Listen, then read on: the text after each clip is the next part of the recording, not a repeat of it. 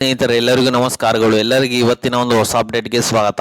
ನನ್ನ ಹತ್ರ ದುಡ್ಡು ಇಲ್ಲದಿದ್ದಾಗ ಊಟ ಹಾಕ್ಸಿದ್ದು ವಿನಯ್, ಗೆಳೆಯನ ಸಹಾಯನೆಂದು ಕಣ್ಣೀರಿಟ್ಟ ಕಾರ್ತಿಕ್. ಬಿಗ್ ಬಾಸ್ ಮನೆಗೆ ಬರುವಾಗ ಎಲ್ಲರೂ ಸ್ನೇಹಿತರಾಗಿಯೇ ಬಂದ ವಿನಯ್ ಮತ್ತು ಕಾರ್ತಿಕ್, ಸಂಗೀತ ಮುಂತಾದವರು ನಂತರ ಶತ್ರುಗಳಾಗಿದ್ದರು. ಆಟಕ್ಕಾಗಿ ಕಿತ್ತಾಡಿಕೊಂಡಿದ್ದರು. ಹಲವು ವರ್ಷಗಳಿಂದ ಗೆಳೆಯರಾಗಿದ್ದ ವಿನಯ್ ಮತ್ತು ಕಾರ್ತಿಕ್ ಇಲ್ಲಿ ಜಗಳ ಮಾಡಿಕೊಂಡಿದ್ದರು. ಆದರೆ ಈಗ ಬಿಗ್ ಬಾಸ್ ಫಿನಾಲೆ ಸಮೀಪದಲ್ಲಿದೆ. ಇಂಥ ಸಮಯದಲ್ಲಿ ಎಲ್ಲರ ನಡುವಿನ ಕೋಪ ಜಗಳವನ್ನು ಶಮನ ಮಾಡಿ ಸ್ನೇಹವನ್ನು ಆಚೆ ತರಿಸುವ ಕೆಲಸವನ್ನು ಬಿಗ್ ಬಾಸ್ ಮಾಡಿದ್ದಾರೆ. ಬಿಗ್ ಬಾಸ್ ಮನೆಯಲ್ಲಿ ಕಿತ್ತಾಡುತ್ತಿದ್ದ ವಿನಯ್ ಗೌಡ ಮತ್ತು ಕಾರ್ತಿಕ್ ಮತ್ತು ಸಂಗೀತ ಸ್ನೇಹದಲ್ಲಿದ್ದ ಬಿರುಗಿಗೆ ಬೆಸುಗೆ ಹಾಕಿದ ಬಿಗ್ ಬಾಸ್. ಇದೀಗ ಬಿಗ್ ಬಾಸ್ ಶೋನಲ್ಲಿ ಹಳೆಯ ದಿನಗಳನ್ನು ನೆನೆದು ಕಣ್ಣೀರು ಹಾಕಿದ ಕಾರ್ತಿಕ್. ವಿನಯ್ ಗೌಡ ಮತ್ತು ಕಾರ್ತಿಕ್ ಮಹೇಶ್ ಅವರು ಬಿಗ್ ಬಾಸ್ ಕನ್ನಡ ಸೀಸನ್ 10 ಶೋಗೆ ಎಂಟ್ರಿ ಕೊಡುವುದಕ್ಕೂ ಮುನ್ನವೇ ಸ್ನೇಹಿತರು. ಕಿರುತೆರೆಯಲ್ಲಿ ಒಟ್ಟಿಗೆ ಕೆಲಸ ಮಾಡಿದವರು. ಆದರೆ ಬಿಗ್ ಬಾಸ್ ಮನೆಗೆ ಬಂದ ಮೇಲೆ ಇಬ್ಬರ ನಡುವೆ ಮನಸ್ತಾಪಗಳು ಉಂಟಾಗಿದ್ದವು. ಆದರೆ ಇದೀಗ ಬಿಗ್ ಬಾಸ್ 10 ಶೋ ಫಿನಾಲೆ ಅಂತ ತಲುಪಿದ್ದು ಇಬ್ಬರು ಕೂಡ ತಮ್ಮ ಗೆಳೆತನವನ್ನು ನೆನಪು ಮಾಡಿಕೊಂಡು ಭಾವುಕರಾಗಿದ್ದಾರೆ. ಮನೆಯ ವಾರ್ಡನ್ ಏರಿಯಾದಲ್ಲಿ ಬಿಗ್ ಬಾಸ್ ಒಂದು ಚಟುವಟಿಕೆಯನ್ನು ನಡೆಸಿದ್ದು ತಮ್ಮ ಸ್ನೇಹಿತರ ಬಗ್ಗೆ ಮಾತನಾಡಲು ಹೇಳಿದ್ದಾರೆ.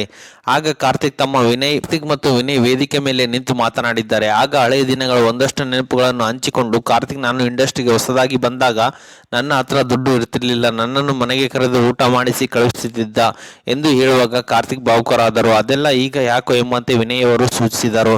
ಮತ್ತೆ ನಂತರ ನಿನ್ನ ಫ್ರೆಂಡ್ಶಿಪ್ ಯಾವತ್ತೂ ಬಿಟ್ಟುಕೊಡಲ್ಲ ಎಂದು ವಿನಯ್ ಅವರನ್ನು ಕಾರ್ತಿಕ್ ತಬ್ಬಿಕೊಂಡರು.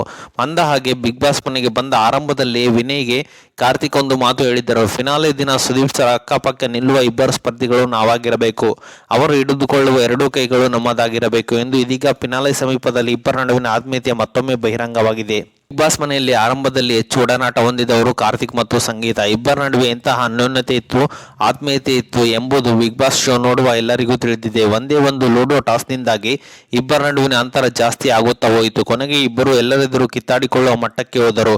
ಇದೀಗ ಬಿಗ್ ಬಾಸ್ ನೀಡಿದ ಚಟುವಟಿಕೆಯಲ್ಲಿ ಭಾಗಿಯಾದ ಸಂಗೀತ, ಕಾರ್ತಿಕ್ ಭಾವುಕರಾಗಿದ್ದರು. ಈ ಮನೆಯಲ್ಲಿ ನನ್ನ ಬೆಸ್ಟ್ ಕ್ಷಣಗಳು ನಿಮ್ಮ ಜೊತೆ ಇವೆ. ನಾನು ಕುಗ್ಗಿದಾಗ ನೀವು ನನ್ನನ್ನು ಸಪೋರ್ಟ್ ಮಾಡಿ ನಿಂತಿದ್ದೆ. ಈಗ ನಾನು ನಿಮ್ಮ ಹೆಸರನ್ನು ತೆಗೆದುಕೊಳ್ಳದೆ ಬೇರೆ ಯಾರಾದರೂ ಹೆಸರನ್ನು ತೆಗೆದುಕೊಂಡರೆ ಅದು ನ್ಯಾಯ ಆಗುತ್ತಿರಲಿಲ್ಲ. ಕಾರ್ತಿಕ್ ಎಂದು ಹೇಳುತ್ತಾ ಭಾವುಕರಾಗಿದ್ದಾರೆ ಸಂಗೀತ. ಇಬ್ಬರು ಒಬ್ಬರಿಗೊಬ್ಬರು ಅಪ್ಪಿಕೊಂಡು ಸಂತೈಸಿಕೊಂಡಿದ್ದಾರೆ. ಹಾಗಾಗಿ ಇನ್ನು ಮುಂದೆ ಇವರಿಬ್ಬರ ಸ್ನೇಹ ಮೊದಲಂತೆ ಇರಲಿದೆ ಎಂಬುದನ್ನು ಕಾದು ನೋಡಬೇಕಿದೆ.